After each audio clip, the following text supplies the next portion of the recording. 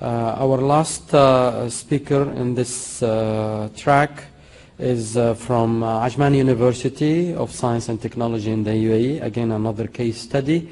Dr. Mustahsan Mir, thank you for coming. And the title of the talk is Using Competitions as Motivation for Learning Essential Engineering Skills. Welcome, Dr. Thank you very much for attending this session. Okay.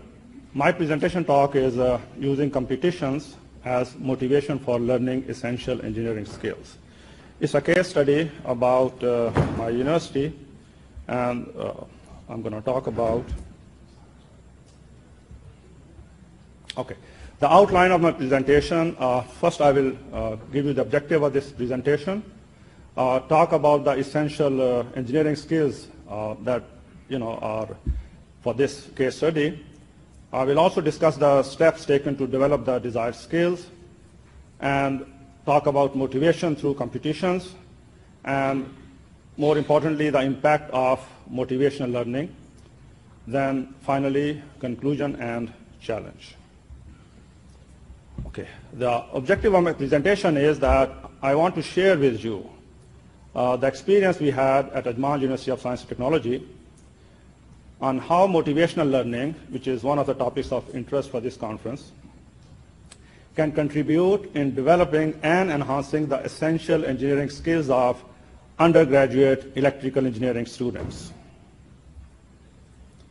Now, when I say essential engineering skills, I'm focusing on the following skills. Number one, design skills, simulation skills, implementation and troubleshooting skills, communication, presentation, and teamwork skills. Now I'll tell you the steps that we took in the last 6-7 years once we thought about developing these skills. The first thing, we changed the curriculum of the electrical engineering program. It was a big change. Before, up to 2006, we had a 5-year program that was really focusing on providing knowledge. So the emphasis on skills and competencies was very limited. In 2006, we changed the program completely from 5 years to 4 years with a major focus on developing skills and competencies. So that was the first step taken back in 2006. Of course, changing the curriculum is not enough. Accordingly, we had to change the teaching methodologies. And something that I will discuss in more detail, and which was really very effective in developing the skills of students, was introduction of course-based projects. So I'll spend some time on this one. We also had a scheme started 4 years ago. It's called No Student Left Behind. It's based on the idea, like in USA, they have no child left behind, so that the disadvantaged students also get a chance to develop their skills. So I will talk about this scheme, what we call No Student Left Behind. And another thing we started to put in this new teaching methodologies and the curriculum was emphasis on motivational learning. So once you have the curriculum, you have the teaching methodologies, and in addition to that, what you really need is some kind of motivation for students to take advantage of all these infrastructure that you have developed so far. This is something very important because I feel this thing has really helped the students a lot. Normally, when the students start in the initial years, we give them labs. And the labs, they used to have traditional experiments. They go to the lab, handouts are given to them, and they just connect the circuits, take the readings, do some analysis, and that's it. What we started, and this was in a gradual way, what you can call evolutionary process, after a few experiments, we started to give them a project that they would design on their own. They would construct it, troubleshoot it, and do the final testing on their own. So in every course, we used to have 2 to 3 course-based projects. And these course-based projects, the rationale was as follows. Project design enhances the comprehension of the subject matter covered in the theoretical class. Implementation and troubleshooting of projects improves the practical skills of students. Course projects help develop analytical and problem-solving skills of students. Working on a course project helps in developing students' teamwork abilities. Furthermore, presentation of course projects improves the communication skills of students. Successful completion of the course projects increases students' interest in the course as well as their self-confidence. And once the level goes up, then you can also give them open-ended course projects, and these projects help enhance creative thinking. Now, a series of courses with course projects, this was followed by a complete course, what we call project-based course. So what you have, course-based projects, and this leads in the third year as junior students to a completely project-based course, which means there were no traditional lab experiments. Everything was students have to design, so it was a series of projects, so the whole course was, like project-based. So I will show you, for example, this was the measurement course. Students were given to design, measuring instruments, and even the scale and everything they had to design and implement and test. This is another one for the logic design course.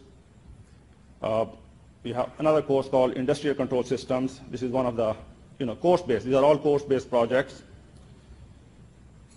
Another course, communication electronics, again. So you can see a series of courses with course-based projects. And after they have done enough skills, we take them to the junior level, and they are given a complete course. This course is very, very useful. My experience with this is called Design with Integrated Circuits.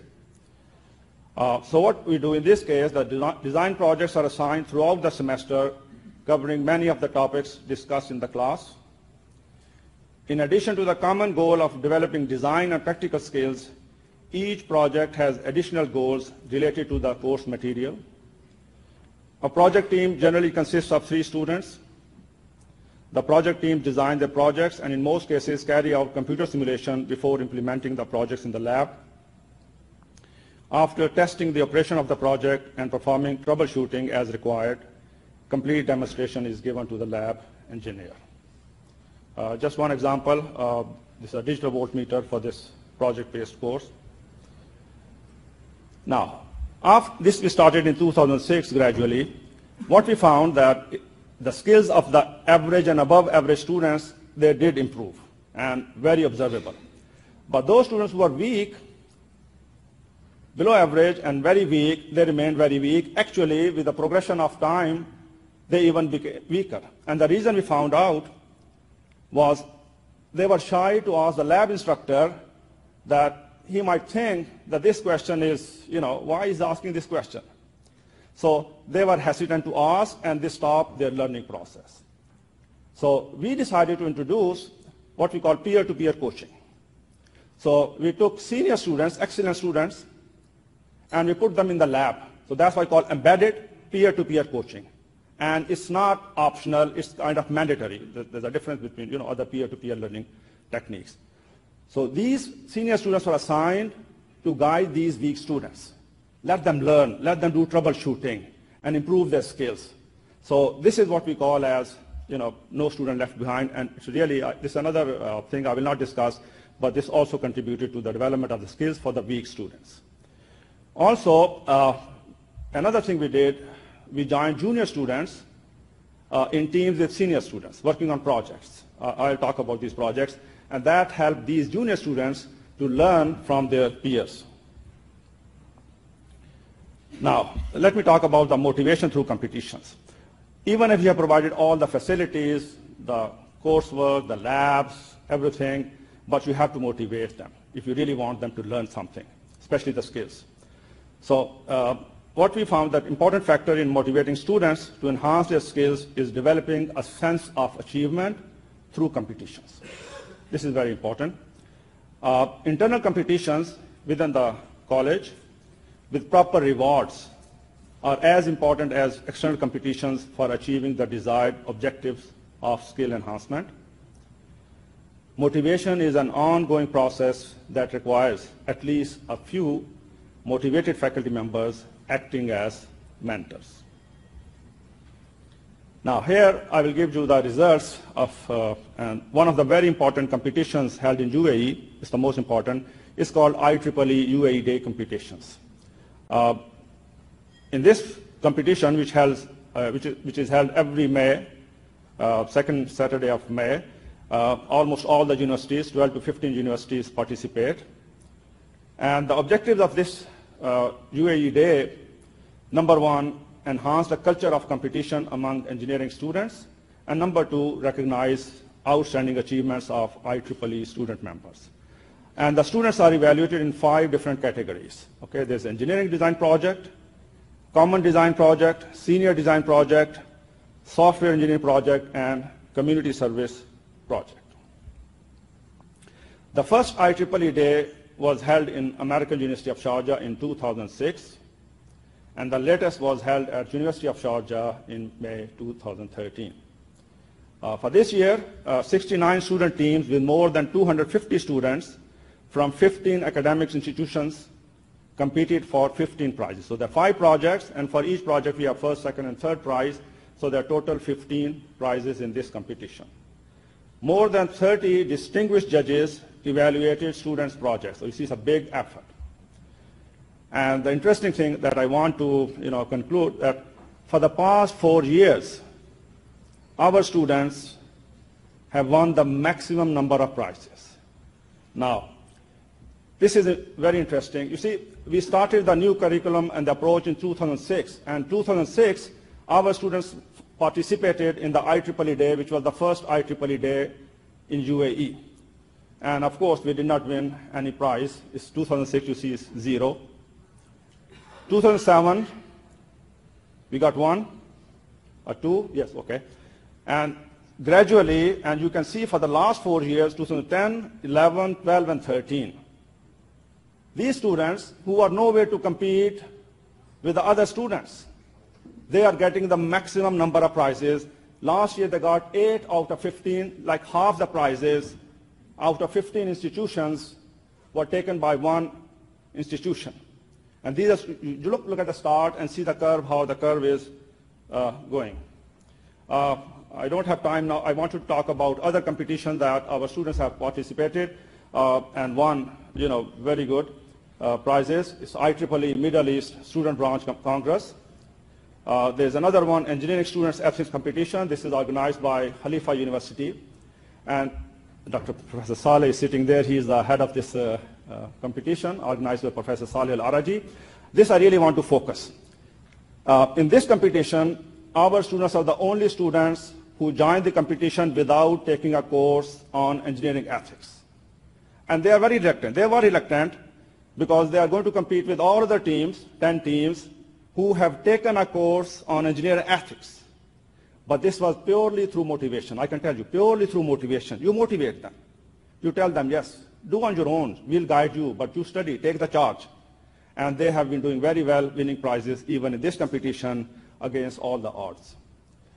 Recently, just this month, our students participated in the Global IEEE Day, and they won the first prize at the global level. Okay, just to show you some happy faces of these students who have really done very well over the years. These are the winners in 2012 IEEE UAE Day. This is the winners in 2013 IEEE UAE Day at University of Sharjah. And these are the winners of first prize in global IEEE, just this month. Let me conclude. The main objective of this presentation, the approach I have presented, is to develop and enhance the essential engineering skills of EE students, using competitions as a source of motivation was also intended to achieve the same objective. Winning prizes is simply a byproduct that does, however, encourage juniors to improve their skills. While it's difficult to quantify the impact of motivation learning in this case study, faculty observations and feedback from students over the past 6 years suggest that it has played an important role in developing the essential engineering skills. Effective motivation requires appropriate curriculum and teaching methodologies aimed at developing the desired skills and, very important, at least a few motivated faculty members acting as mentors. It's not an easy job, okay? It requires a lot of time and effort, but if we have motivated faculty members, just a few, that's enough. Now, what's the challenge? Is sustainability. How to keep the motivators motivated. And that I leave it to the institutions, to think about this one. And finally, thank you very much for your attention.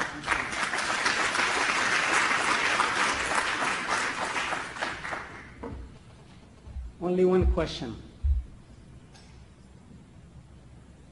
Good. If you say one question, everybody's scared. Yes, correct. Thank you. Okay, Thank you very much. Dr. Mustahsan.